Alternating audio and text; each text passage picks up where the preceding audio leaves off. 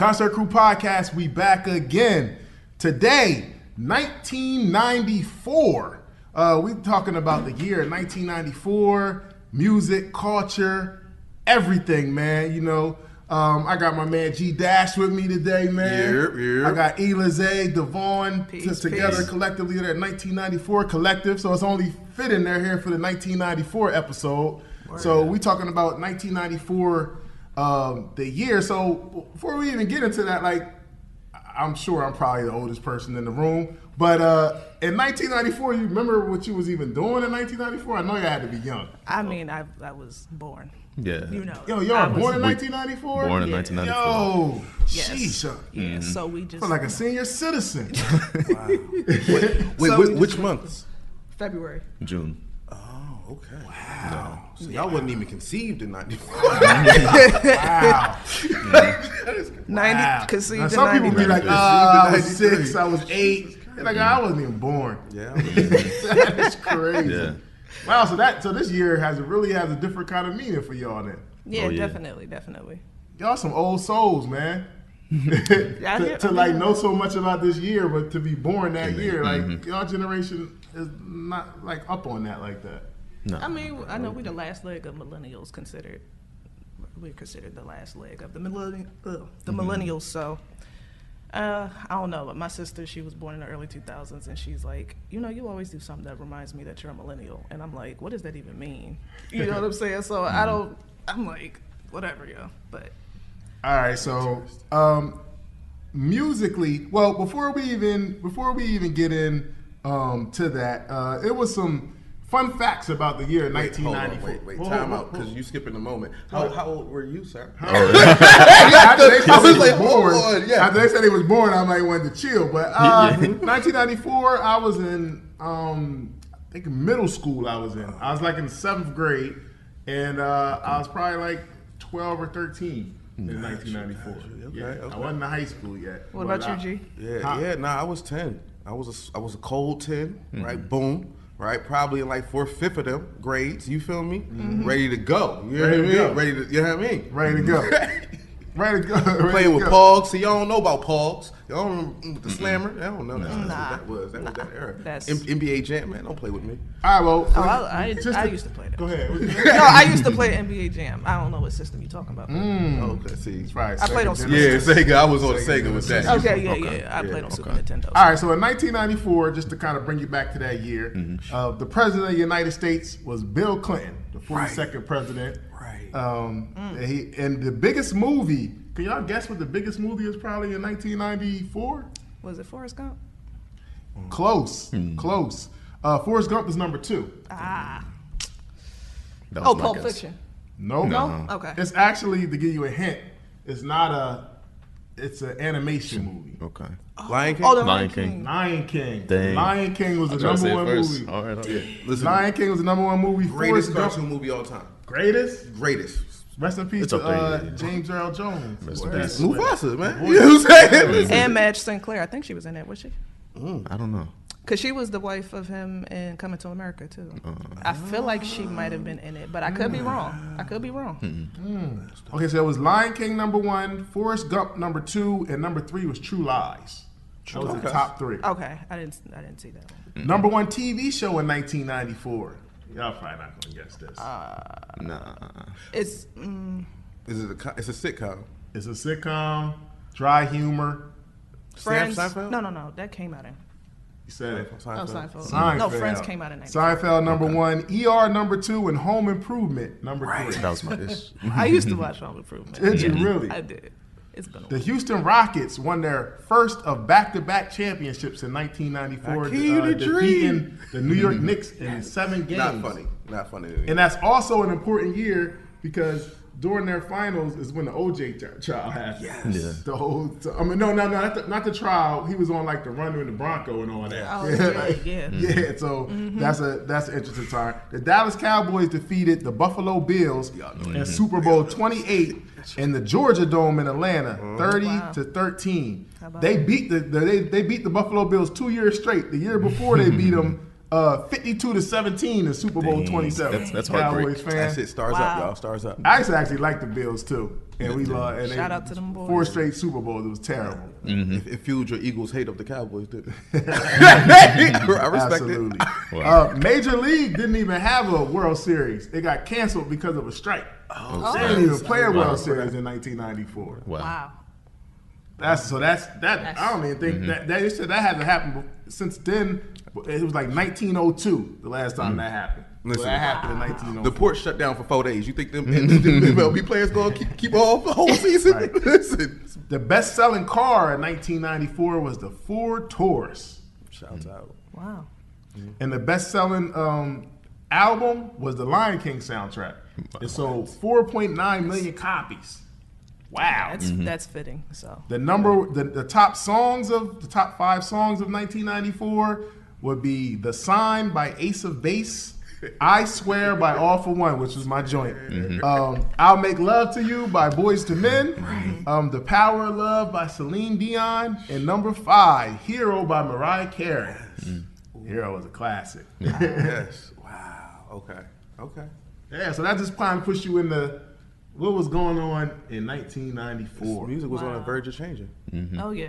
Right, so musically, like the music scene, like what would y'all say about music in 1994 to you?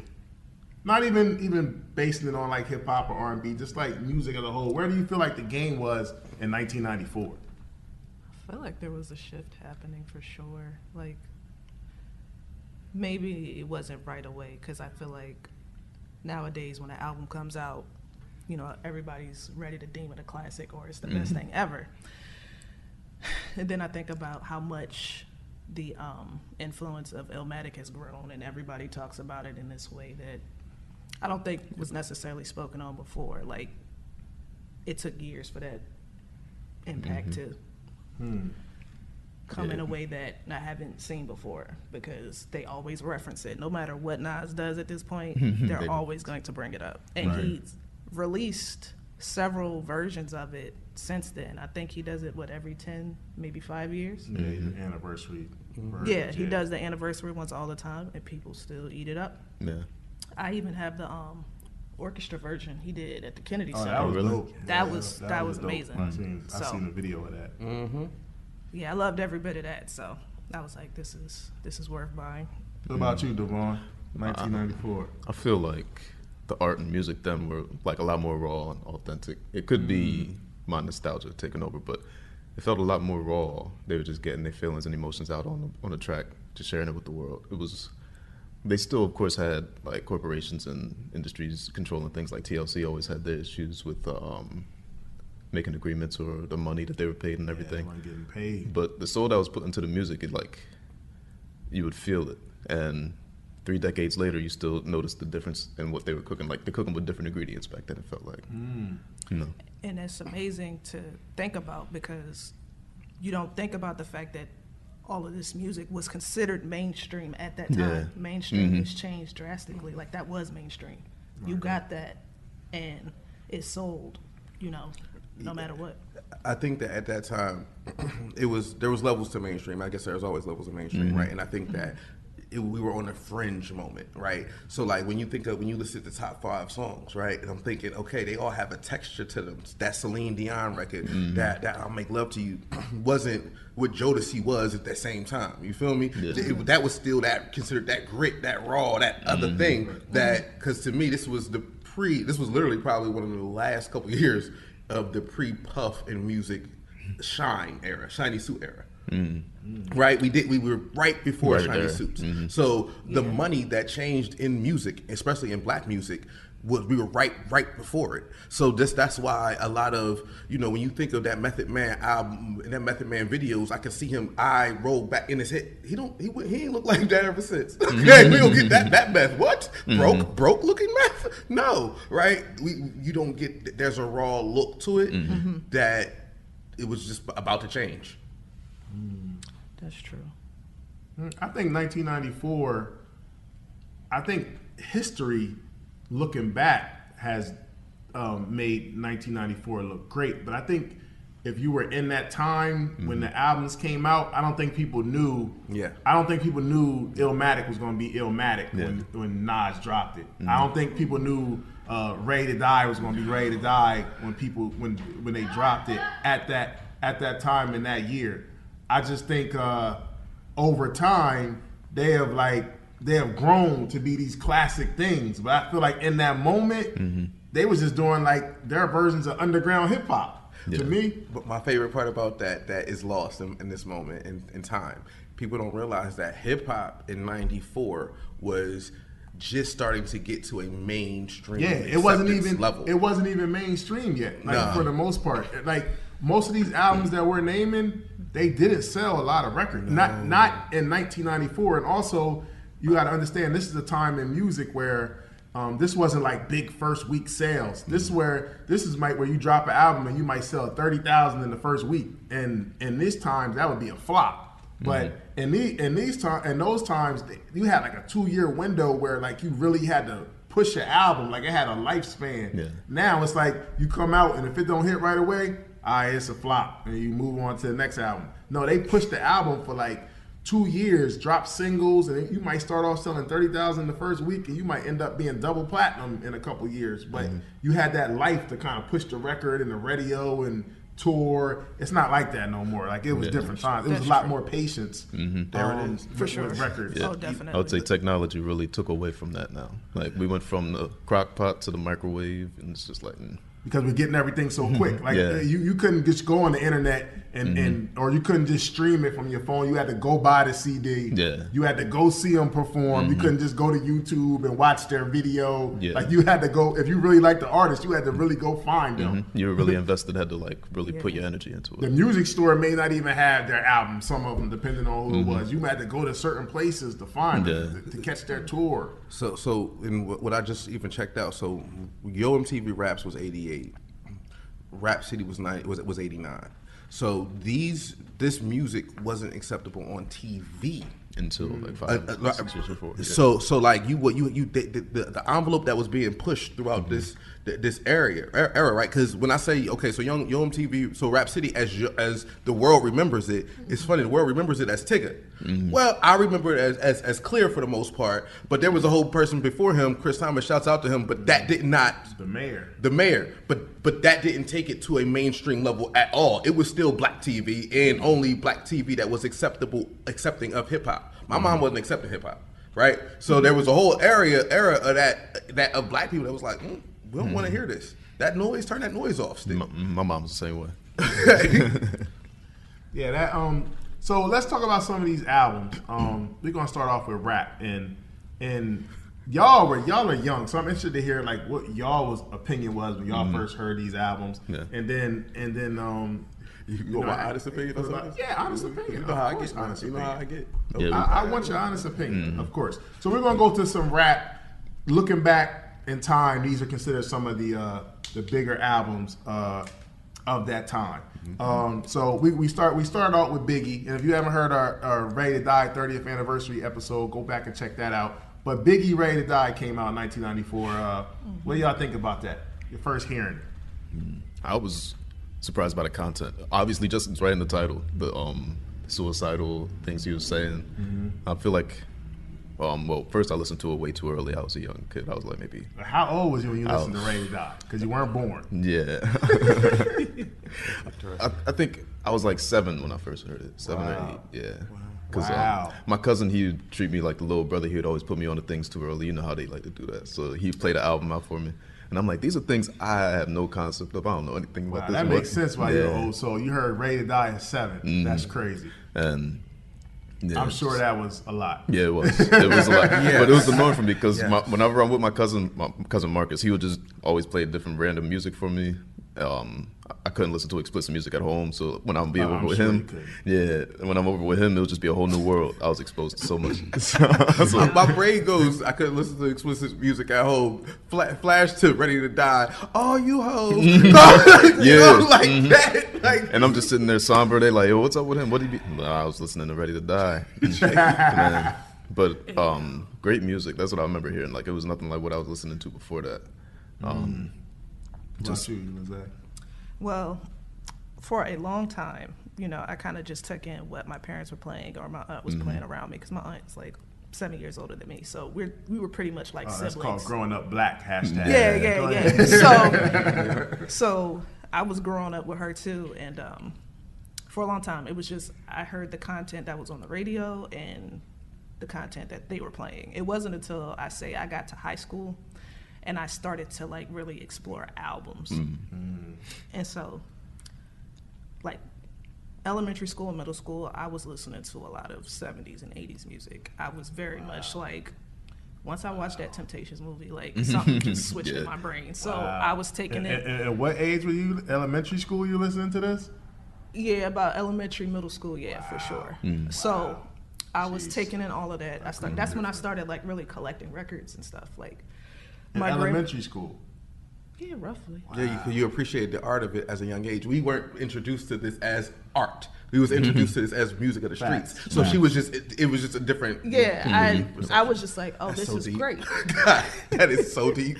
So it was great for me, because I started collecting records. They were giving me records, and I started taking it in that way. But I didn't move until like I got to high school, you know. Got a little boyfriend, and he into the rap and all that. So he's like, yo, check these artists out. And then it forced me to check other artists out. So that's when I started listening to Redman and Busta Rhymes, like all those albums. So yeah, it wasn't until I was in high school, and I was already kind of enamored, and I think also like DeVaughn like exposed way too early to things, not necessarily because of my aunt or like older people, but I think it was just kind of like, it was just there. And then once I had access to it, it was just kind of like, oh, what's this? So like even those 70s movies, like they were prone to showing like breasts and hips and stuff like that. Like those, like I was watching Pam Grier and all them. So like all of that was kind of like open already. They were cussing, like it just showed me how much everything, like nothing's new under the sun. So I was just like, okay, this has been going on forever, you know? So it was kind of, I guess, normalized for me in a sense. So I heard it, like you said, great music. It was just kind of like, but like Biggie album, you kind of remember when you heard that? It was like, oh, I'm really like, I had heard all the singles already, so I was just like, oh, this is crazy, like in a good way, like sonically, like because I love yet. Oh yeah, I was in high school by that point, so I was just kind of like. Hey, DeVaughn, I don't know how you grew up. Yeah. Crazy. Savage. So it was just kind of like, man, this is raw. Like, because I got to explore it on my own, and like, it wasn't like influenced on me. Like I sought it out. That's dope. So, that's how it should be. That's how it should be.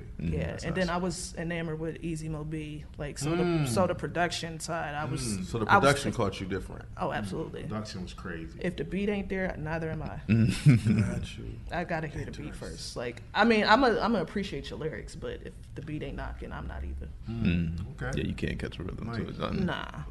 Yeah, Ready to Die was one of those albums that it got a special meaning for me because it's actually the first album I actually bought with my own money. Okay. So it got like a special place in my heart. Not that I had a job or nothing. I just remember having money and buying it. And I think the place I bought it at, I think it was Caldor, which I don't even think y'all remember that. Caldor. But Caldor didn't have dirty versions. It was clean versions. So I think the original version that I bought was a clean version of Ready to Die. But I bought it with my own money that I had. I didn't have a job yet. I was too young. But I got money somehow, and I bought Biggie's album because the singles at that time, like you were saying, were everywhere. So I was loving the singles and the videos, and I bought the album, and that's the first album that I actually brought with my own money that I brought. So it got like a special place in my heart. That's amazing. But even though like I actually that kind of started something because by the time I got to high school, I was buying everything, like bad, good, bad, ugly, like whatever just came out on a day, I might just go buy. Like I was like my little $200 checks I was getting from work, like I would spend most of it on buying music, buying CDs. Like so, it kind of started something. Like it started with me buying singles. You used to have singles that used to be like 50 cents or something, where you buy like, it'd be the single, it had like a B-side track and maybe a couple of instrumentals. They used to be real cheap. And then it went from that to CDs to vinyl eventually.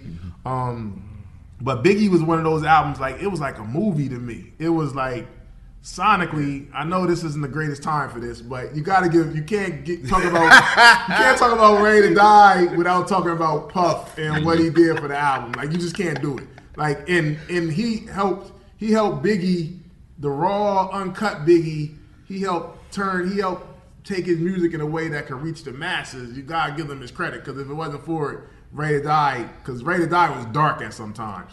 At points where it was dark. And Puff kind of glittered it up a little bit to get it out there, to get on the radio, because some of them tracks on Ready to Die is like suicidal thoughts, like even as everyday struggle. He talking about raping people, pregnant people. It was just wild stuff. He definitely was.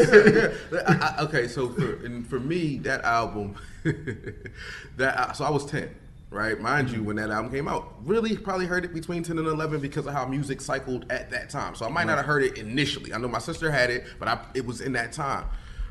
To your point, it took a minute to grow on me sonically because I was a kid, but not just that. It was because it starts off like a movie. Yeah. So I had to get into it. So that intro was long, right? So you gotta you let it boom, and then the first beat is a boom bap beat, right?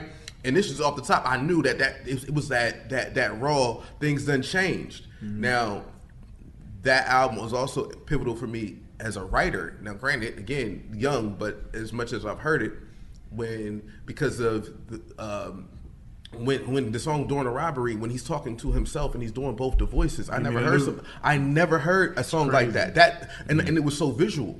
Now, another interesting difference, probably for you all. And kind of me and him, he's speaking, even if exaggerations, a voice to people that we see, right? So I knew, like, robber bulls who might rob somebody. You knew drug dealer bulls who might rob somebody. So these are tangible niggas I could bump into outside. Fact. So now, the way that the album translated to me had such a different level of realism. On the other hand, looking back, if you want to mention them, the way that they pushed One More Chance, Big Papa, these singles, like the way that y'all can't escape, Not Like Us.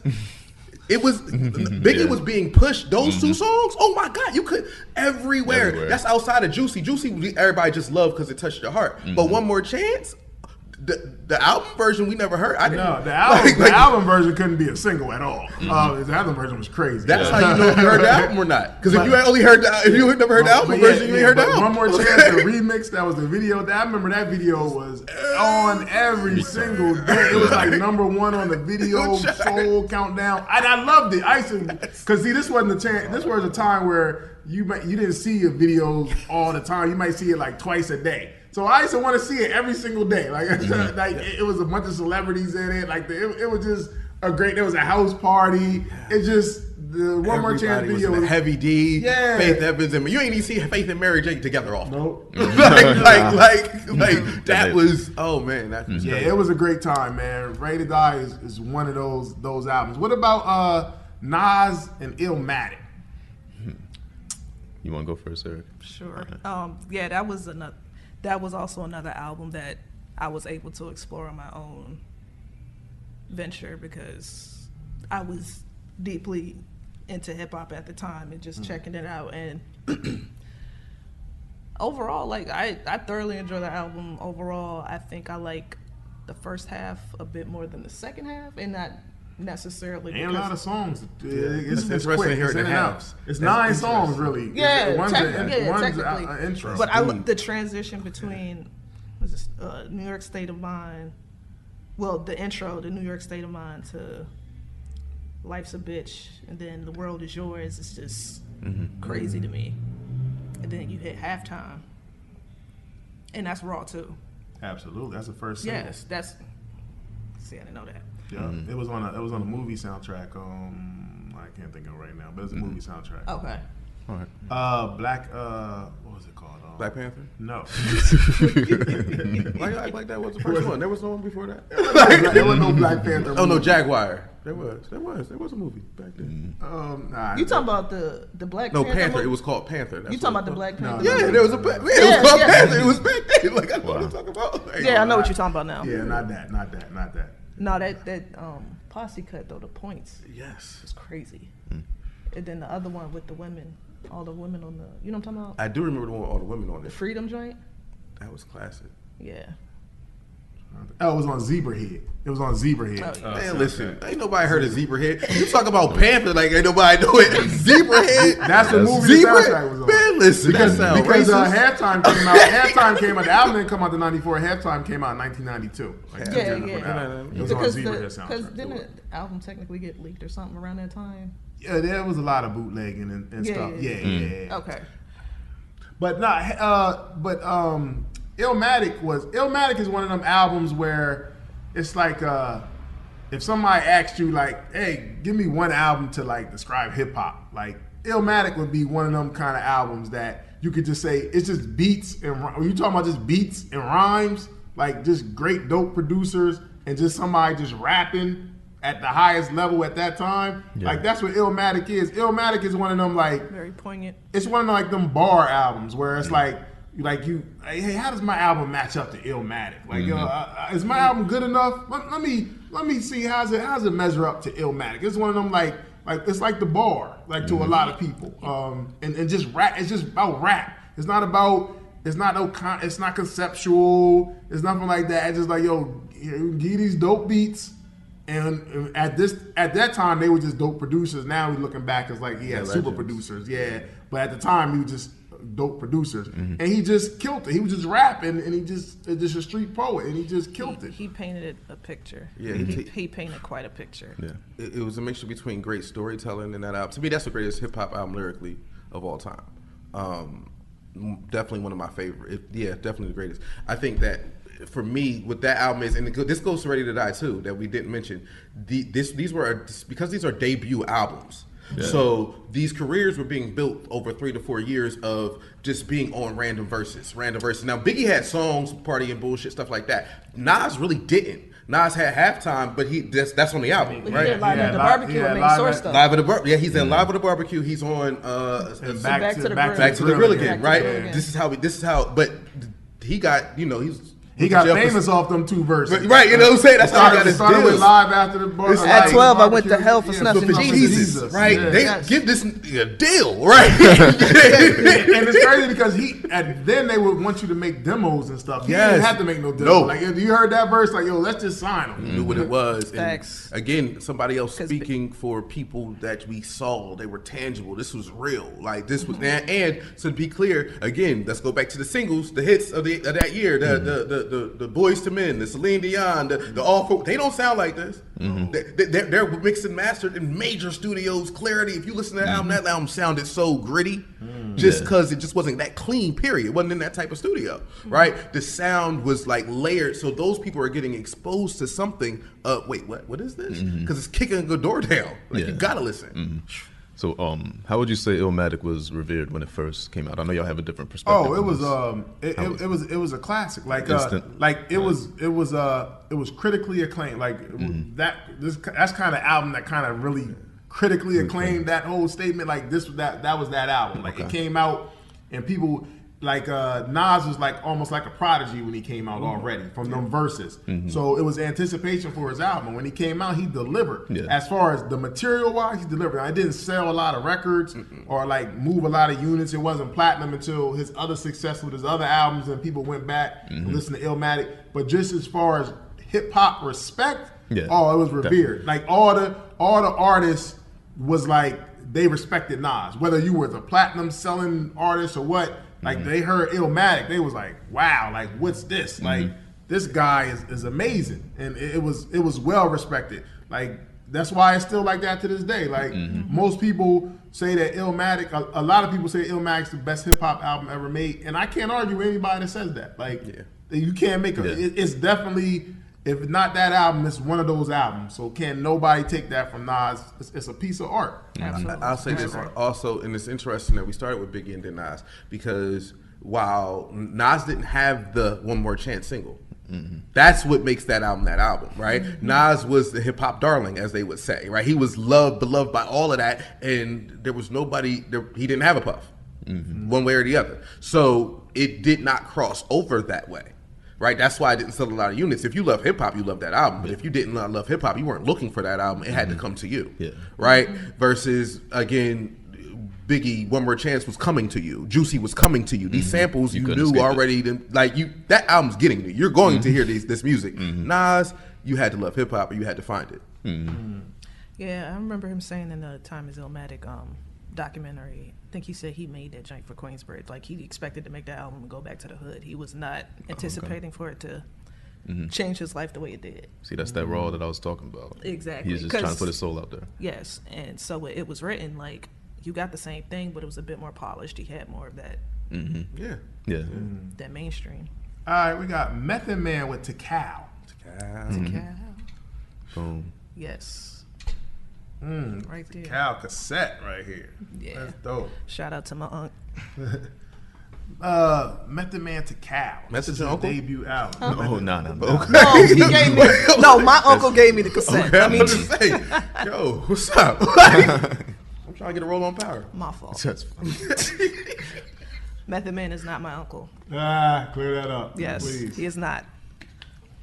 Tikal though, Tikal is crazy because the original Tikal, I don't know if people know this, but the original version of Tikal was lost in a flood in RZA's basement. So we don't know what it sounded like. So then they hurried up and did another version, which they ended up putting out because Method Man, first of all, Wu-Tang was killing it. Method Man stood out as a star right away. So Def Jam wanted to hurry up and put an album out on it. They kind of rushed it. So even though they lost the album in the flood, they was like, we need an album out from you because you're torn and you're just that hot. We got to get you out there. So they rushed the album. They put out Tikal. In my opinion, Tikal isn't the greatest album. As a body of work. Now it has singles, and Method Man's a star, which can't be denied. But the thing about it is, and we were talking about this on the Ready to Die 30 episode, is that at that time, Method Man was right there with, in my opinion, was right there with Nas and Biggie, right in that top tier class. It's just now, history-wise, they got these classic albums, and Tikal didn't kind of live up to that. So even though Method Man's still a star and a member of the Wu-Tang Clan, is a legend, all of that, he kind of got dropped out of that top group because his album wasn't like their album. What do y'all think about that? I mean, yeah, I've heard the story. I agree. Oh, do you disagree? You think Method Man is in that conversation with Biggie and Nas? He got classic is he at the verses. table? you want to give me this oop? I'm just saying. You look It's like not you that. disagree. I think that he's at that. So with respect to Meth, let me put it this way: I don't think he was ever in that conversation. I think people wanted him to be. Method Man. I wasn't expecting I'm talking about Method Man's the only rap feature on Ready to Die. You're right. Yo, I will That's say fine. though, Biggie wrote that though. He said that recently. Biggie wrote his rhyme. Well, when he came out with that, them going back and forth on the verses and everything. He said Biggie wrote that out I for don't him. think he wrote not the whole lyrics. thing. Yeah, But they were writing the ending parts. Yeah. Of it. But for him to even want Meth on his On there. album, Yeah, I definitely- that says a lot about That's the one way of he looked at Method his classic Man. verses too. Had Yeah. you could Method? And let me say to preface this, right? Method is responsible for the greatest hip hop R&B collaboration in hip hop to me, right? So I give him his credit. He's an amazing rapper, amazing lyricist. But when I think of when you think about Biggie in Illmatic, when you think about both of those albums, when you think about both of them as rappers, right, and the sample size that we had from them even coming into this, the storytelling atmosphere that they could just do. He didn't have the pen. He got the best pen in Wu. Like everybody, but he was the most marketable in Wu. And I don't want to see. I didn't want to say this. I was cool living in You my said life. I'm on camera saying this, man. But he was the most marketable. in Time Wu. out. So just for the record, just for the record. So for the record, you don't think that Method Man, you don't think Method Man had the ability to make a classic in 1994? Did he make one? He did it, but you don't think he had the ability to? Do you know his catalog? Yeah, I know. Does he have any classics? No, he don't. So if he has the ability, But the way he was rapping in 1994, the hit singles and all, Right. because I mean, Biggie had hit singles, Meth had hit singles. He just had the whole album. Meth wasn't great at staying on topic with most of his songs. So he just rapped. Hey, you get off my love that song. One of my favorites. It's not cohesive. It doesn't sit in a thing where I have to sit back and rewind this back 3 or 4 times to get the message of what you're telling me. Meth was an amazing rapper because of the way he could rhyme words in style. Right? He grew into being able to tell stories, but he still, it was an amazing rapper for the style of it, more so than if you think about Raekwon, if you think about even what Ghostface became, it's like but I mean, Ghostface would say but Ghostface would say the same thing about himself. Like he just put words that sounded. He literally, and that's why I said what Ghostface became. Okay. All right, what about Outkast with Southern Playalistic Cadillac Music? This is interesting because we just mentioned a lot of East Coast New York guys. But I'm gonna leave that to DeVaughn. Yeah, but this is Atlanta right here, and this is the first group to come out of Atlanta. And we did check out the Southern Playalistic Cadillac Music 30th anniversary episode. But this is the first group really to come out from Atlanta on a big level to the world at least. So this is a big deal. Yeah. Shoot, that's it's my favorite album from '94. I can't lie, that's my favorite album. And just how the Dungeon Family, that was really like the Dungeon Family's album, just labeled as Outkast. Yeah. Because they had Organized Noise, Goody Mob, all of them, man. Big Rube. Shout out to all of them. Yeah, they all put everything they had in that. So you want me to speak on my opinion on it? Yeah, well, it's your favorite album. Yeah, it's my favorite. Yeah, I mean, I'm gonna be super biased. It's okay. yeah. Just them being young, them fresh. They were still in high school, fresh out of high school. It was like right on the cusp. Yeah. Just the way they were rhyming, and the intro even just super funky with the gong and then Peaches talking. Just it was great to me. Experience all the way through. But I'd say I first listened to that one a little later than Ready to Die. I was like maybe because Stankonia is what put me on the Outkast. Okay. And then after that's when I went back. album. That's when I started going back into studying and everything. And I loved how weird they were. I'm like, this is stuff I never heard or listened to. What they're talking about, I don't even know. It don't even sound like they're from this planet. But then also growing up with my dad, he played a lot of funk music, and hearing that put into their music from a rapper's perspective. It was like perfect for me at that time. I was like maybe 13, 14. Yeah. Just loved hearing everything about it. What would you say is your favorite track from the album? Oh, me? Yeah. Players Ball. But I love Southern Playalistic Cadillac Music. I love Crumbling Herb. Yeah. I love Get Out, Get Up. Get Out. What? Oh, that was a song, and CeeLo killed that song. Yeah, CeeLo. Southern Playalistic Cadillac Music, like this was a great album for me because I was in middle school when this dropped, and this, I don't know how, I think because of Freaknik, people going down from up north to Freaknik, and they really had this song like circulating during that time, and people was bringing it back, and somehow it just, a lot of people brought that, when that hit the East Coast in my area, it was just like, it was everywhere, and we was loving it. Like, it was different. They had a different sound, but it was like raw. But you heard their Southern slang, and it just gained steam up here. So that means if it gained steam up here, that means it was crazy in the South. Yeah. So and it's interesting. So my brain wants to frame it. And this is before the aliens, the crazy outfits. This is when Andre 3000 was still just like pimped out. Yeah.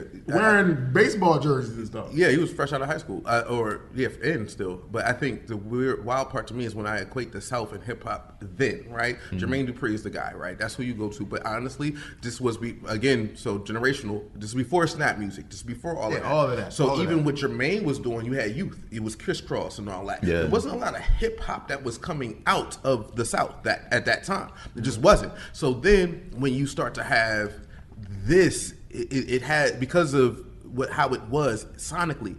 There's a lot of R&B or soul elements to how it was to us. So it was like, wait, what am I hearing? Right, getting introduced to this, the way that they floated over these records, you didn't hear it. Nobody rapped like this, but they still had lyricism.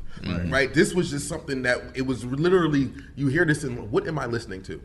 Who's doing this? So that Southern Playalistic, they started a whole movement, man, and they really kicked it off for the Dungeon Family, for the South. Period. Everybody that came after them, from the T.I.s to the Ludacris, all of them, they gotta think Outkast, because they really opened the door to the masses for Atlanta.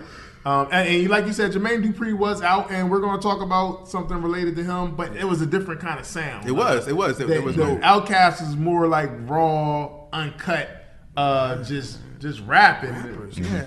Yeah, so the other rappers, different. Who, if you think about other rappers from the South, who we got? What, JT Money? Yeah, a little drama. Yeah, that's, that's different. That's different. That's who. Like, who else was out there? Oh well, no, we got a big one actually. I'm sorry, it just came to my mind. 8-Ball MJG? No, well, 8-Ball MJG was out, but they wasn't on UGK. no people. UGK was out too, but again, nobody really knew about them like that. But Scarface the Diary. That's my fault. That's me. Came out, I'm better than that. I'm better than that. That's Scarface the Diary came out. You know, he was already popping because of Ghetto Boys. So he came out with the Diary, and the Diary is some of like our favorite rappers' favorite album. It's one of the best albums. DMX respected Scarface heavily. Beanie Siegel talk about Jay-Z, Nas. They all revered Scarface, and his album went platinum. Never Seen a Man Cry. Smile was on there, wasn't it? No, Smile wasn't on that album. But like they respected Scarface. Scarface was nice. He killed that. This Can't Be Life verse. Oh yeah. What? When I step into the studio to do this with you. That's what made them want to go. Rockefeller, Jay-Z, made them want to go do those songs with Scarface because they respected him so much from this era. Yeah. So when you didn't hear Scarface named that much, but his album, like they respected Scarface, and the Diary was another big album. And then you got like this more like those became the albums that kind of stood out in time. But then you got albums that was like hip hop head albums, like Redman, album, Dark. There Is the Dark Side, like that was. I love that album. One of those albums. Like Redman was respected, but he wasn't like. Even though him and Meth ended up doing stuff together, at that time, like Meth was in a different kind of lane as far as like commercial success. Who was thought of as a better rapper, in your opinion? Between them two? Redman. Oh, Redman. And he's like that was a callback to earlier. I saw that look on your face. He said, "Wait." Yeah, but with that being said, Method had the singles. Redman kind of had the album. One was more marketable. So you put them together. True. And you put them together and you make it work. You know what I mean? But I still feel like Method Man was capable of making a classic album. That's the industry was holding them back. Huh? I know. I'm not doing this. I don't want to do this. Hey, the flooded album may have been a classic. We don't know. Yeah. It may have been a classic. It may have been a classic. But you got J. Rue the Damager. Got that? Shout out. Oh man, this right here. Yeah. Man, the sun rises in the east. Man. Oh man, that Come Clean. Yes, sheesh. that beat alone was so. Shout out to DJ Premier. What were we hearing? Like I love music that made you say, "Wait, what is this? What am I hearing right now?" It just did something to you. On top of that, the way he sampled Bob James' Nautilus, like that's been sampled so many times with the same way, but I feel like he really took it to another level. That and shout out to Run DMC Beats to the Rhyme. Those are like the best two sample flips of that song, in my opinion. Yeah, you also got Pete Rock and CL Smooth, The Main Ingredient. That was another one of those. That's just for like the hip hop heads. Was that their second album or first? Yeah, the second. Yeah, the second album after the. That second album was crazy. Yeah, it was a dope album. That's for the hip hop heads. Then you also, it's crazy because nobody remembers this, but the week after Biggie dropped Ready to Die, the week after Craig Mack dropped Project Funk the World on the same label. The same label. And it just got lost in time. Do you think that they wanted to support that album? No. Listen, hear me out. Because if you go back and check. They had a marketing campaign. I remember Big Mac called the Big Mac. Yes. So they was promoting both of them. Biggie just took off, and they just kept going. Biggie did take off, but okay, realistically, Juicy and Flavor in Your Air was pretty much out like at the same time. Right, and then One More Chance, and then Big Papa. Like One More Chance was different. Like, come on, you know it was different. And Flavor in the Air, don't get me wrong. Flavor in Your Air, that song. They gave it a remix. It was hard. It's one of the hardest crew cuts we ever heard. This one was the first single to drop under Bad Boy, wasn't it? Yeah. No, under Bad Boy, maybe. Okay. That's a great question. Maybe because remember it was Uptown before, so there were other songs, but like Mary J stuff, but they weren't. They were Uptown records. They weren't. That might have been the first. So right. Yeah, maybe he was the guinea pig then. Yeah, so shout out to Craig Mack. Yeah, shout out to Craig Mack. But Craig Mack, what was his second single? Do you know? Can I get down? Can I get down? Can I get down? Okay, one more chance. Big Papa. Yeah. That's all I'm saying. Flavor in Your Ear, and the remix was crazy. But the remix was yes, it was crazy. And then you had like rest in peace, Craig Mack. Yes, rest in peace to Craig Mack. Then you had like a Midwest movement that was kind of coming in, but totally different sounds though.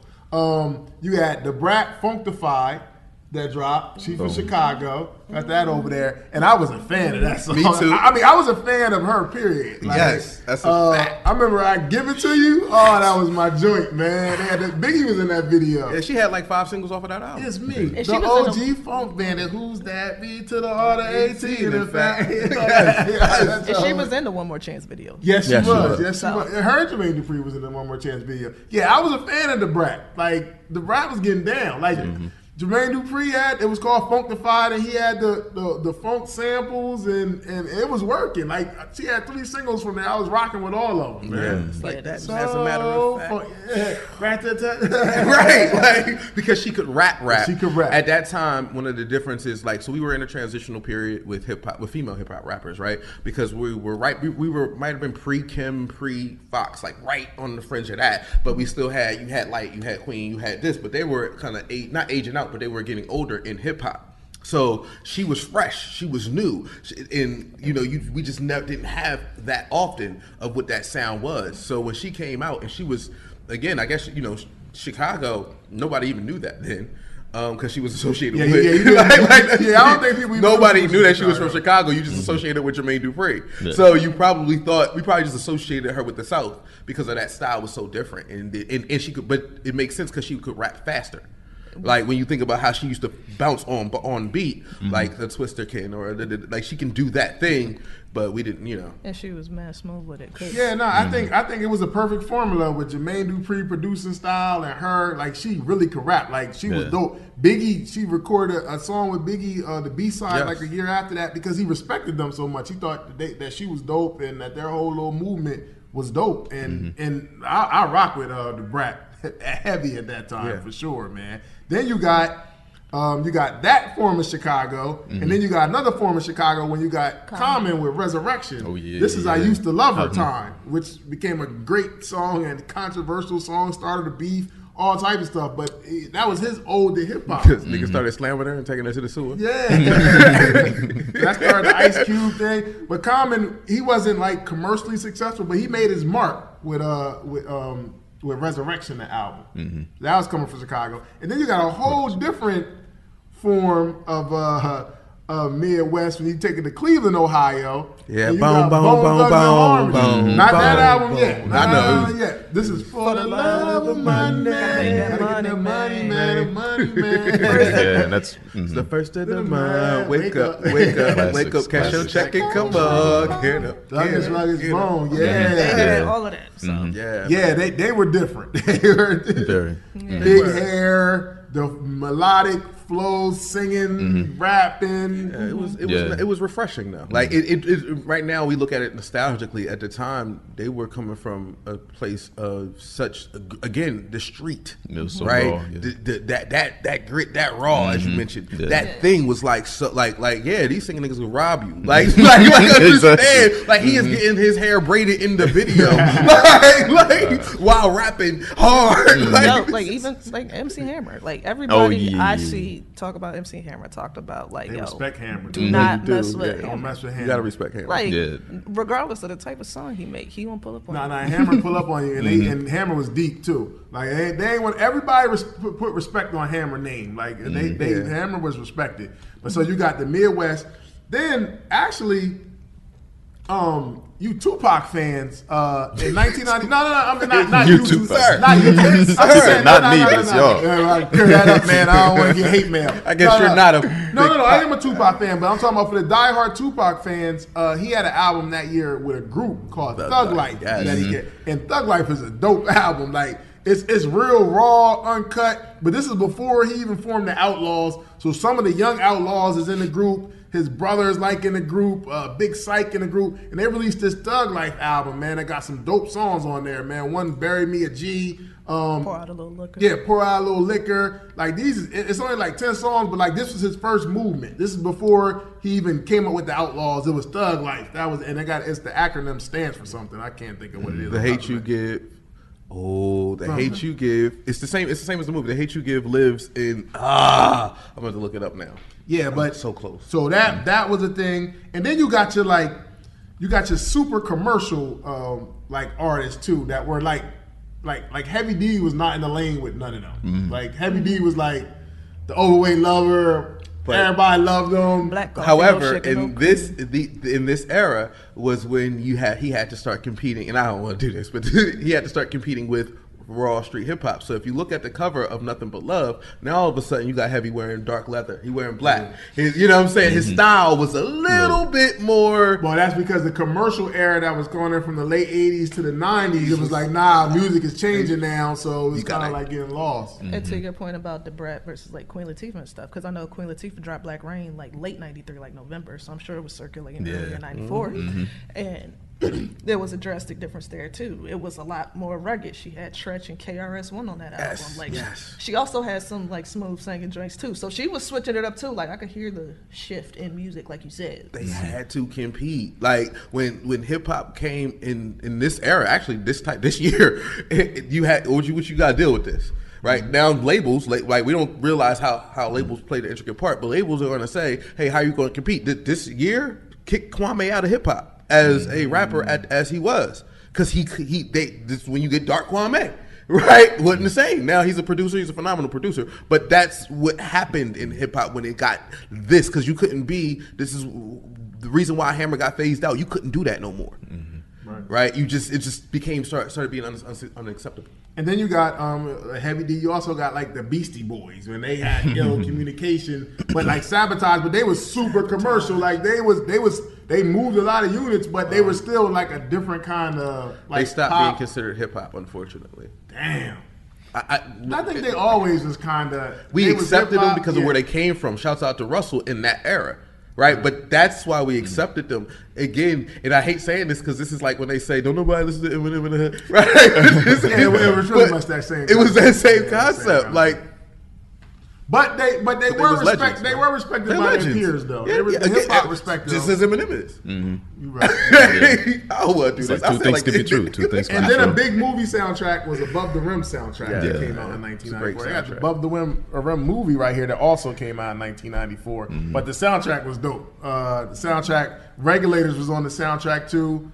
Afro Puffs, the Tupac song Pain, which I loved. All that was on the same album.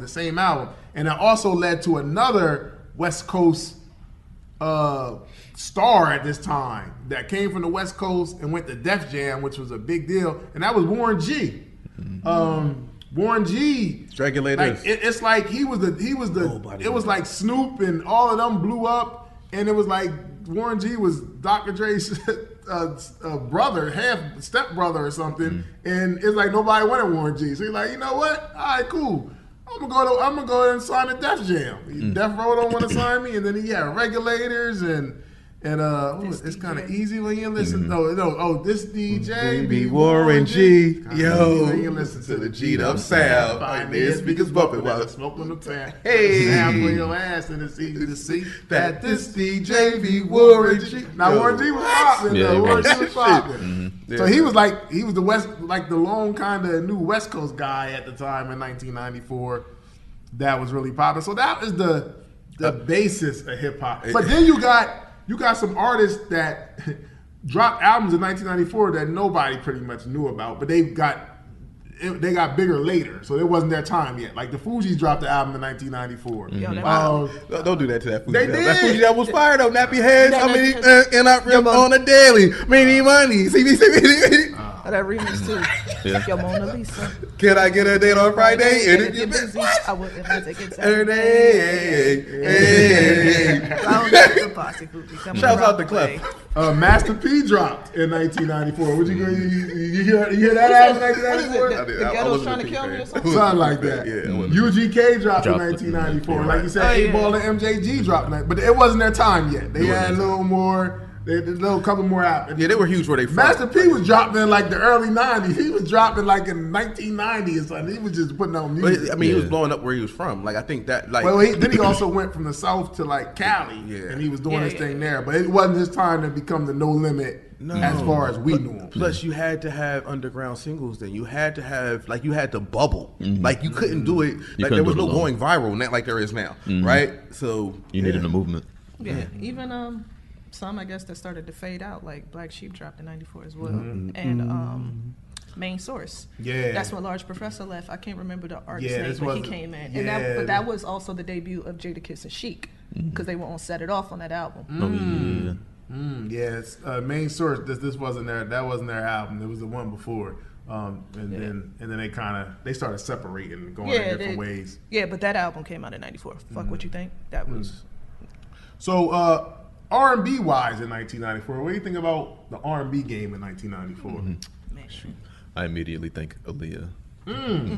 That's who you go to first? Well, yeah, that's where my mind always goes immediately. And then second is how Sade, the Best of Sade, dropped in 94. The Best of Sade is a classic. The Best of Sade is a classic. You hear me? Yeah. It's a classic.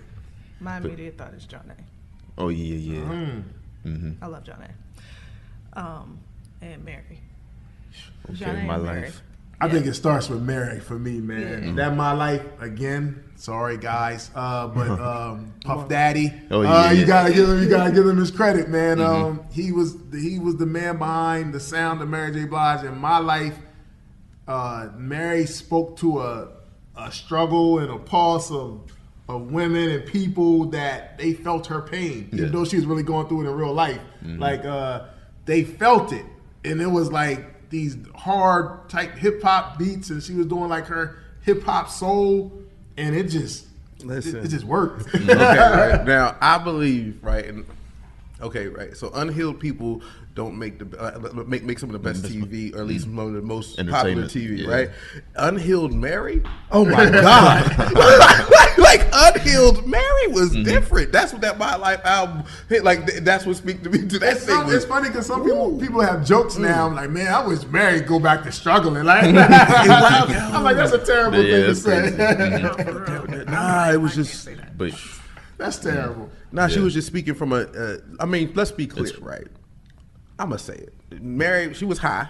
Okay, right? We knew she was high. Like, and I listen, had a little booger sugar. Like she was, outside. She told the story about when she got paid to do yes. Can't Knock the Hustle. Yes. She told that Oh story. yeah. $10,000 in the bag. In a bag. Yeah, where you think that bag was going? Right? Okay, but she always wore the shades and she run down on the motherfucker like that. Mary.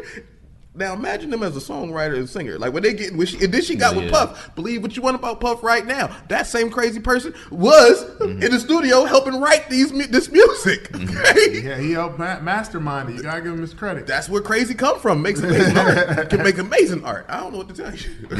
It's a shame. Mary J. Oh man, My Life is crazy, man. Be Happy, I'm Going Down. What? Mary Jane All Night Long. On My Hands. What? You Bring Me Joy. Yeah. I Love You. Like there's just so many classics on Mary there, Jane. man. Classic, Mary. My Life is a classic. And then you got TLC, Crazy Sexy Cool, that came out. This album was big. Forget the bankruptcy and all that type stuff. When this dropped, and the pajamas and It was a whole cultural movement. So what? They played Waterfalls videos so much on TV. I know, it was like nonstop. It was every hour. It drove me crazy. Like, oh man, that was one of the most, in my childhood time, that era, that's one of the most played out videos I remember. I was like, y'all killing me with this video. It was everywhere, like every single day. I think that might have been one of the most, from that time, I think that might have been one of the most played out videos ever. But Crazy Sexy Cool, man, That was a big album, like maturity wise, like that was they took it to another level. I know they wasn't getting their money like that. No, but they was wearing. But listen, shouts out to Left Eye when she was wearing R.I.P. Left Eye. She was wearing that Rest in peace to that Left good Eye. bedroom set just for me, man. and then you got one of we talked about Malia, we talked about TLC, but Boyz II Men with their album too. Was they went to another level. That album was everywhere. I remember just being young, just saying those mature lyrics at that age, like I knew what it meant. But Boyz II Men was big. Yeah, Boyz II Men had husband music. yeah. So this had baby daddy music. You see what I'm saying? Yeah. They had the whole preppy look. They was marketing them really.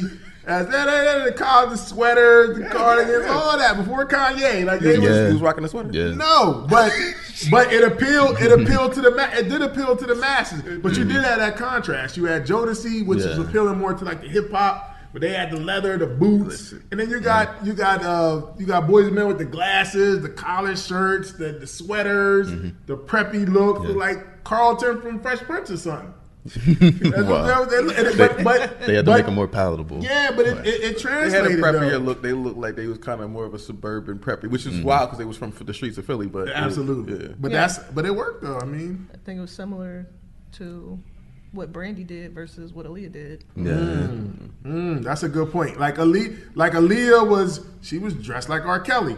And then, I mean, like she was a female version of R. Kelly, and then Brandy was like the girl next door. Yes. But Brandy's songs were better to me. Brandy's album, self-titled, "I Want to Be Down," "Baby," "Best Friend," "Broken Hearted." Y'all didn't do this. Nah. Y'all didn't do this.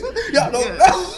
Brandy was big. Yeah. Brandy was big. Like she was big for sure. But I think Brandy, she almost got kind of too big, and I think people kind of turned their back on her, especially when like Monica came out. She was the vocal Bible. I love Monica personally. I'm a team Monica person. I'm a team Monica person but too. you can't deny But Brandy. we saw them on the verses when Monica was like, "Nah, I ain't singing with you." Okay, that just made me think. So the way you said they turned on Brandy, would you say it was like how they did Whitney Houston when she got too big? To an Not extent, too big. To an Let me extent, not say that. To an extent, because Brandy wasn't as big as Whitney Houston, but to an extent, yes. Yeah, to an extent. Let me say. Plus, music was changing, and Whitney was like, I don't know. Whitney went through some phases because Whitney was on TV. Like, But TV Whitney show. was so huge, it was different. Like, she was in a different it stratosphere. was international. Yeah, Like, she was in a different stratosphere. Brandy, I'm talking more towards the hip hop generation. Oh, Whitney I see, kind I of see. already was gone from the beginning. She was like a pop star. But still, yes, for that same reason, because Whitney wasn't associated with hip hop that way. Right, So it was almost like she wasn't going to be received. Yeah. Versus, I guess because of the type of music she was making versus her counterparts. Like, Yeah, but I mean, "I Want to Be Down" remix was big at the time. But that's because they would do things to break her into a hip hop market. Hence, Moesha. Right, Oh, if you look at Moesha, it was a microcosm of that style, where she was the suburban person who was always around the hood folk, right? But that's not who she was. That makes sense. Yeah. And then you got Usher, Baby Usher. He dropped his album, his self-titled album, another Puff product. He came to New York. He was hanging with Puff. He was hanging with Leave me Puff. alone. Nah, he came to New York. He was with Puff. At all the parties, the freak offs. It's a He was shame. there. He was young though. And then, He said he was there. he was there. He was with him. He was. He always talks about like Puff had me everywhere. Did you see the interview? Yeah. I'm not making this up. Yes, You ain't making it I up. just watched them recently because I saw Usher. So this wasn't. That's why I ain't like Usher, because he was really around the girls. Never mind. And he was like 14 though too. He was around. But I don't. This wasn't my favorite Usher. I did like "Think of You" though. "Think of You" was a big single. The song That slapped. The sample song was slapped. Yeah. I don't think they found this sound yet, and I'm glad he went back to LaFace, went back to the drawing board, and went back home kind of to the Atlanta area, and they got it right the next album. But on my way, but not yet. Not yet. Not yet. Not yet. Not They yet. had, bro. Went back they to had Jermaine. Devontae Swing on the other single too. He produced the joint. Can you get with it? Yeah, I ain't like that song. I remember that song. I did not like that song. I was 10 years old. Usher felt like he could take my girlfriend, and I ain't have one. That was my problem with Usher. He was a little too much of a Usher lucky, man, because everybody didn't get a second chance. Sometimes people that never got a second chance with Usher, they believed in him enough to give him a second chance, and it worked. They got it right. And you got to be on the joint. You Will Know. That big. Oh, I know what you're talking about. Yeah. He got a couple chances because his voice changed. Yeah. And he still was able to sing well. He's a great singer, and that helped him a lot. Great singer. So Mariah Carey, she was huge at the time, but it's getting close to Christmas season, and one of the songs. What's the song you always hear in their Christmas season? Yes, All I Want for Christmas. All I Want for Christmas, and she. This song came out in 1994, and in 2024, last year was the #1 song again, which is crazy. Every single Christmas season. Listen, that era. It's crazy. That song 20 years. That song that lived 20 years, and it's still 30. Like the top song. That is crazy. I mean, I'm sorry, 30 years. Yeah. 30 years. And that's crazy. Yeah, but Mariah in the 90s was different. Like Mariah 30 years in that era of a run, like in that Dream Lover, that what she was doing. Because remember, that's when her voice was up against Whitney's for who could break the barrier. Those two had the best voices in R&B at the time. So yeah, man, Mariah was different. I mean, you had other R&B artists. You had Shantae Moore. You had Changing Faces. Yeah. At the time, you had Cut Close. I'm joking. Cut Close. Wow. What was the I Swear guys? I Swear. All for One. That was out at that time. So was I Want to Sex You Up around that year? It had to be. It was around that. I think. Well, New Jack City was '93, so it's probably the year before. Told you that '93 R&B year, boy. That was a hit. Yeah, you got who else was out? Yeah, Blackstreet was out that year. I feel like a couple other people we may be missing, but it was a higher year in R&B. I can't remember if Brownstone dropped a year after that. They might have dropped. Brownstone might have been after that. Maybe, I think after. Yeah, Maya had to be around that time. Maya's a couple years after. A couple years? I think maybe like 96. I think she came out in 96. 96. They joined with Cisco. Yeah. And then that one was Shook the Shocker. Oh, boy, that was my joint. I don't like how you look at me. He say stuff, and then I can feel the stare. Listen, Silk back then wasn't what you think he is now. Moving on. Listen, ain't my joint. It ain't my fault. Okay, ain't my fault. Was crazy. Ain't my fault. You can't deny that. So 94. It's 30 years since these albums came out in 1994. How do you feel like 1994 holds up? We're just going to say hip hop for right now. How do you think 94 holds up against other years of hip hop? It's in the top 3 conversation, I think. Maybe top 5. Top 3, top 5. Yeah. You can say, you can fight for top 3, but it's definitely top 5. And you said Southern Playalistic Cadillac Music is your #1 album of all time, right? Yeah. So I know this has to mean a lot. I would say 1994 is a great year. Definitely probably top 5 in hip hop, just off of Illmatic, Ready to Die, Southern Playalistic Cadillac Music alone, just off them 3. That carries a lot of weight. But I feel like personally, 1996 to me is my favorite year of hip hop. You got All Eyes on Me, Machiavelli, It Was Written, Reasonable Doubt, Outkast ATL, which is my personal favorite Outkast album. Mobb Deep, Hell on Earth. The Fugees, The Score, which is a great album. I actually like Tribe Called Quest, Beats, Rhymes of Life. Everybody don't like that album, but I thought it was dope. It's all right. You got Roots that came out this year. Redman, Muddy Waters is another classic that came out. All this is De La Soul. De La Soul, Iron Man from Ghostface. Like all this came out in 1996. That was a great year. And then that's followed by, to me that's #1, and then 98 is my second. And you got DMX 2 albums. You got Hard Knock Life, Jay-Z. You got Outkast, Stankonia. Was that a Big Pun.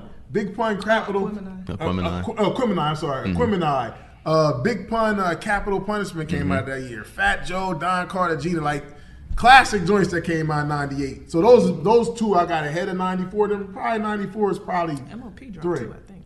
Yeah, MOP dropped in 94. Yeah. Yeah, they dropped in 94 too. Yeah. Mm-hmm. They was still kind of for sure. They was definitely like underground, more underground. Okay. But great year. Yeah. Listen, I think 94 is amazing. My number one is 98.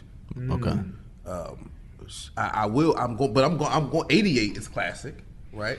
One of those years. 88 was a great year. 88 was a great year. It was the 88 or 89. One of them is when like EPMD, like KRS-One. Yep. Yeah. They're top five. It's top five. And then of course 2011. Okay. 2011? 2020, I said what I said. Okay. Listen, I'm gonna read Watch the Throne came out that year. Great. Okay. Section 80, Kendrick. Boom. Okay. Long Live ASAP. When he started, Take Care. True. Same year. Also, Common had an album drop, The Dreamer, The Believer. That's when he started to change. The Carter 4, classic. We inside. Goblin. See, Tyler, the creator. See, if you don't like Tyler, that's not my fault. Okay, if you don't like Tyler, don't blame me. But that was Tyler's debut. Listen, I'm just trying to tell you, this is where it happened. You lost me. I got three right now. That you gave The Game, the Red Album, fire. No. What we doing? No, nothing. Listen, nothing. If we mention Both arms? Am I using both? You arms? reaching both arms. I was with three Lasers, albums. Lupe, fire. That was okay. It's cool. 103 Hustlers Ambition, All right. Jeezy. Yeah. You Richard. Finally famous, super Big reaching Sean. that. Nah, I can't Rolling say Papers, Wiz Khalifa. Man. The Nurse Got Paradise? That was wasn't that later. good. And three of those albums. It was Finally Famous. His first Three album. albums. See, Big Sean debuted, ASAP debuted, Kendrick debuted. Like, listen, it's not my fault. Tyler debuted. Give me Watch the Throne, Section 80, and Take Care. Other than you keep. I like ASAP too. ASAP was fine. I think that was 2010. See, it's hard because it's hard with this new generation because it's so popcorn. Everything moves so quickly. Nah, for real. It's hard to really talk about what's classic and what's not classic because they're programmed, they program even the artists to hurry up, put something out and then move on to the next thing. Like the albums don't live like they lived back in 94, 96, 98. That's why they got this classic nostalgia with it. We move on so quickly now, it's hard for them to even label anything classic now these days. Because they don't really get a chance to cling to anything that's going on outside of the music, right? To really create that cultural movement, right. So, but 94 to me is definitely top 5 year, just off of those heavy albums. So what do y'all think about R&B? Was it? I don't really have a year in R&B that really jumps out to me. But is it a year in R&B that you would say? I can't say. It all mixes together to me in my mind. Yeah, it kind of just. What you got? You got 1993. 1993. Yes, okay. 1993. What came out in 1993? 1993 had all of them. When I say all of them, it had Toni Braxton in the jacket, the Tony album. Y'all don't know about that Tony album. Her first album was dope. Yes, Janet with the arms up like this, y'all know somebody was covering them breasts. That's what that was. I think that was her husband at the time. Yeah, that was I ain't recognize him. I don't think he existed in my mind. No. Shouts out to Soul to Soul. Tony, Sons of Soul album. Diary of a Madman, 12 play. Do what y'all want with that. 12 play. You can't deny 12 play. Michelle Image came out that year. I'm Ready, Tevin. Shouts out. Babyface for the Coolin' You. Y'all don't know what that was like in the living room. What? That cool. That was 93. This is for the chill. Listen, don't play with me. Yes, Otis Redding had an album that year. Otis Redding. H-Town, Fever for the Flavor. Y'all don't know about them leather boots. That single was crazy. Yes. H-Town dropped in 94 too. Music Box. That's Mariah. Escape Humming Coming At Ya. Yo, this year was crazy. Never Let Me Go by Luther. Their first album? Man, yes, man. Listen, yeah, I think that year got it. That year got it. Aaron Hall had one. Do what you want with that. I think that's enough. 93. I'll take 93 over that. I'll take 93 over 94. Minister Society or Above the Rim soundtrack. Both of them. Minister Society was in 93. I'll take Above the Rim soundtrack. Yeah. East Coast, West Coast. I respect it. And I think we mentioned it earlier, but I give respect again to that Sade, Best of Sade. Yes. Album. That album was crazy. Yeah. She got hits for days on there. That was a great album. But yeah, 94, not my favorite, but great year. Great year altogether in hip hop. It definitely, you could see it kind of laid the path down for what we got later. Because none of these artists was really they weren't established yet. So this is all the first for everybody. Most of the best albums we're saying was the first for these artists. So it kicked everything off. So after them, they kind of started a new lane. Especially, we also got to put in perspective at this time, culturally, hip hop music was the West. It was the West Coast was dominating with Dr. Dre and Snoop Dogg and all of that. Wu-Tang, Biggie, and Nas brought it back to the East, and then Biggie was able to get the success, commercial success with it as too. So it was just changing to come back to the East in order for us to get to 1996 when a lot of New York artists started blowing. In '98 when it just was pandemonium, when you got the DMX and Jay-Z and everybody, Nas is killing it. They had to lay that groundwork first in a year like '94. So great year, great year of music. Period. Sure.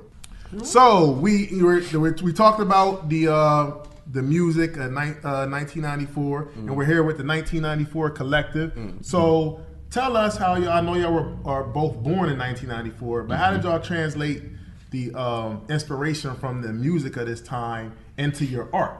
And tell us how you came together, how you started with the art, and how y'all brought this 1994 collective into play. Okay. It kind of started pretty loose, I saw Erica's work in the Delaware Contemporary. I don't remember which month. It was maybe April, I think.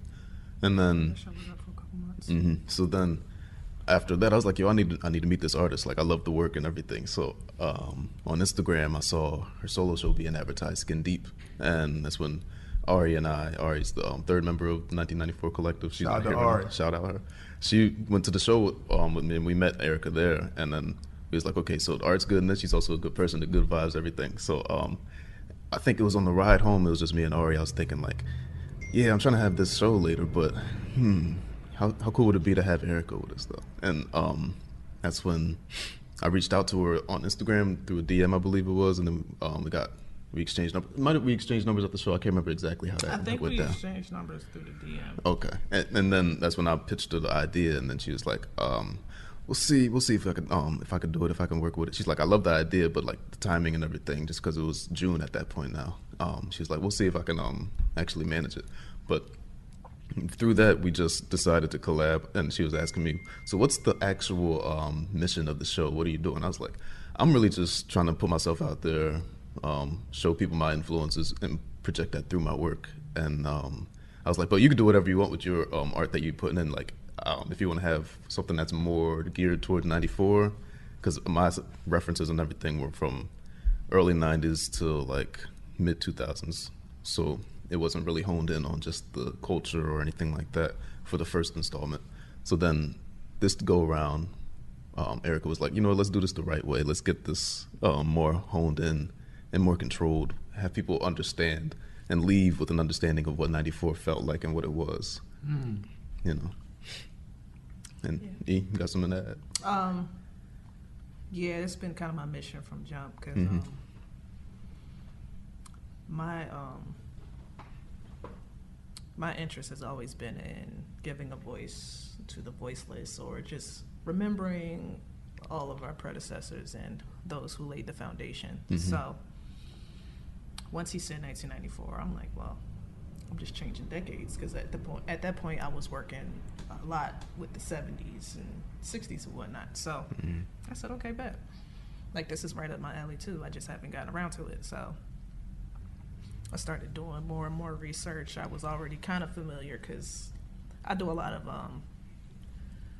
when you like doom scrolling, and sometimes I'm like, what's that? And then I'll go Google it real quick, look into it, and leave it there. But sometimes over the course of time, I'll research it over and over again until it starts to stick. So I already had in mind like what was out and what was around at the time. So this time I got to delve a little deeper and really create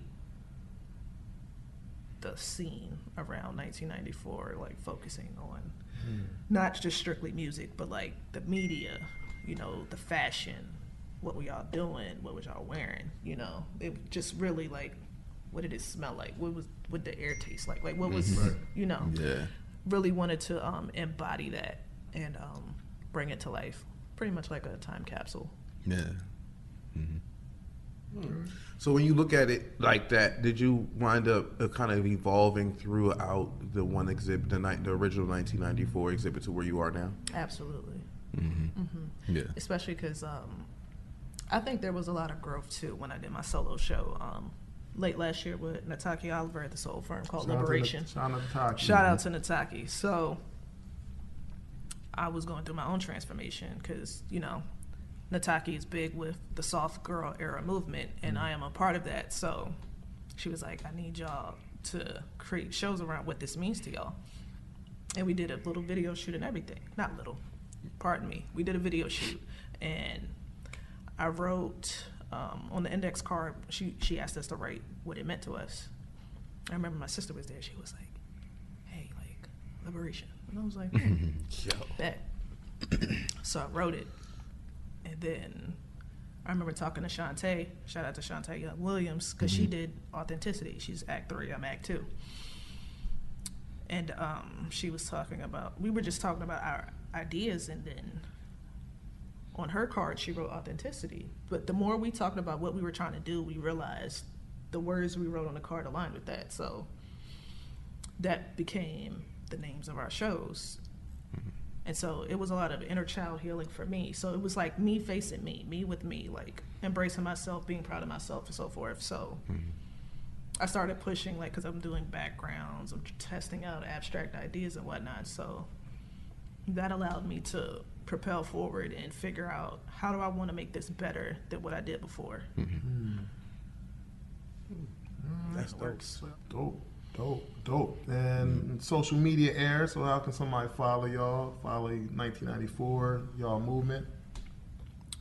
Social media, IG, we're at 1994 Collective. Collective has an X, so CXLLECTIVE, so 1994 Collective. We're also that on TikTok. And Facebook. And Facebook and Threads, for those who like Threads. Individually, on E.Lize Art, E.Lize Art on Instagram. Twitter is E.Lize Official _, and then TikTok is E.Lize Official. And I'm DeVaughn Jarrell on all platforms, DEVAUGHN JERRELL. And RACNAARISIANEH. Listen, all right, look, just spell out the dash, G-dash shows. Listen, I'm wherever singles are sold. Okay? If you want to find me, just do double Dutch, and I'm going to just come. Okay, either way, I do the art loop, so I probably will wind up at y'all show if I'm not. So I do travel with the art loop, and I do spoken word at different art spaces to the art, adding context. I do a show called Hats Off every Wednesday. Just follow me, man. All types of stuff. All right, so it's been 30 years since these albums dropped. 1994. Wow, like, what does the year 1994 mean to you? Shoot. It's pure inspiration to me, really. That's all I can. If I had to boil it down to one word, inspiration, because the work that you'll see is really people who inspired me artistically, and deeper than just what you see the product, but throughout the process of how I get to that end goal. They inspired me with my thought patterns, my morals, because I did a lot of learning through the media and everything I consumed around the 90s, and specifically my favorites and everything from 94 influenced me to be who I am today. I'm gonna say groundbreaking, because there was some groundbreaking albums that dropped this year, and they kind of laid a foundation for some things that came out in the years after. So I'm gonna say groundbreaking. It may not have been like a ton of albums, but it had a few albums that really made major impacts in hip hop and in the music period. And I think they laid the foundation for stuff to come. I'm gonna say foundational. They really like took your word. No, totally took your word. That's fine. I do this. I come on. Yeah,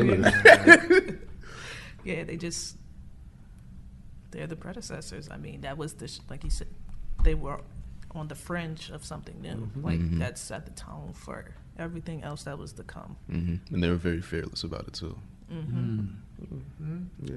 I'm because you said it too, but that wasn't the word. So I'm going to say fringe. That's what we're going with, because it was, to me, and I said this at the beginning of this conversation, it was the bubble year, right before we got into the shiny suit era, right before there was an influx of money added into hip hop, and an influx of money into the videos. Things started to feel and look a little bit more expensive. Like they just, the mastery, the song sounded cleaner after this. This was grit.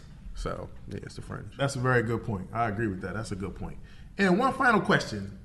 In 1994, if you could pick a top 5, any genre, what's your top 5 albums in 1994? I'll go first. So What you got, Devaughn? what I already said, Southern Playalistic, that's number one. Number one right there. Number 2 is Ready to Die. And a close third is Illmatic. And below that, I'll put, even though it's not an actual album, it's a compilation, but The Best of Sade, number 4. Okay. And for number 5, I'd say Mary J. Blige, My Life. That's fair. Good deal. I think it's worth to say Illmatic. Illmatic. All right. Definitely Ready to Die. The last 3 are strictly my top 5. Okay. Redman, There's a Dark Side. I love that album. J. Rue, The Damager, The Sun Rises in the East. And Janae, pronounced Janae. I'm gonna go with number 1. I'm gonna go with Biggie, man. Ready to Die, like the first album I ever bought, so it got a special meaning in my heart. Number 2. I'm gonna go with Mary J. Blige. It was number 2 and number 3 was hard. I can really flip a coin and pick either one. But number 2, I'm gonna go with Mary J. Blige. My Life, man. That album was crazy to me. And then number 3, I'm gonna go with Nas, Illmatic. Number 4, I'm gonna go with Outkast, Southern Playalistic, Cadillac Music. And number 5, I'm gonna go with Boys II Men 2, man. That was my joint on the left. Yeah, that was my joint. All right, so definitely Southern Playalistic, Cadillac. Definitely Illmatic. Yeah, Southern Playalistic, Cadillac Music, Illmatic. This is gonna get rough. TLC, by the way, fun fact. This album, TLC, Crazy Sexy Cool, and the Brandy album I bought. So those albums hit me nostalgically in that realm. I got you. And Ready to Die. I guess that's right. All right. I feel like that's a rough though. Today, it's hard to rank them. Today. All right, 1994, y'all. Great year of hip hop. If you haven't heard some of this music, whether it be hip hop, Shouts out R&B, to Crooklyn. We ain't mentioned Crooklyn. One of them ones. Crooklyn was one of them ones. Oh, they got some movies, man. Above the Rim came out that year. Jason's Lyric came out that year. Fresh came out that year. That's what I used to love, Jada. Brooklyn came out that year. Jason's Lyric, Jada? Y'all don't know about Jason's Lyric, Jada, boy. That was BET Uncut. Classic. Classic, man. 1994, dope, just a dope cultural year altogether, man. So if you ain't heard some of this stuff, watch some of these movies, listen to whether hip-hop or R&B, go check that out, man. Shout out to 1994, The Collective, man. G-Dash, as always, man. Hey. Thank y'all for joining us, man. 1994, happy 30-year anniversary to all of this, man. 30 years is crazy. 30-year anniversary to all of this great art, man, great music. We Concert Crew Podcast. Make sure to go follow us at Concert Crew Podcast. Make sure I go download, subscribe. We on all digital platforms. Make sure I go to our YouTube page. Subscribe. We see those views going up, man. We thank y'all. We appreciate y'all. As always, man, long live our brother Taz, man. We're going to continue to march forth. Concert Crew, we here. We ain't going nowhere. Yo, Pito, hit us with the fader. We out.